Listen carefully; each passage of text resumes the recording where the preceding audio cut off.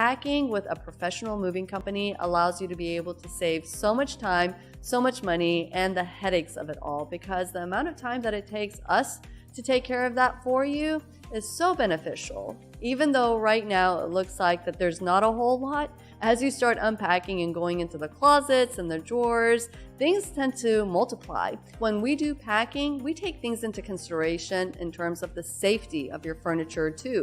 So emptying out drawers is one of the most important things that we require all of our customers to do. But our customers tend to think that it's okay to leave the contents inside of the drawers, kind of like a little makeshift box. But in reality, what happens is the movers move these furniture pieces not in its normal position, however, upright. And when those drawers shift because of the weight that's inside of it, it compromises the integrity of the furniture. So there's not a lot of things that we think about logistically when it comes down to planning for a successful move, but there's all these little elements that you want to take into consideration. And when hiring the experts to be able to take care of that for you, you'll definitely have peace of mind.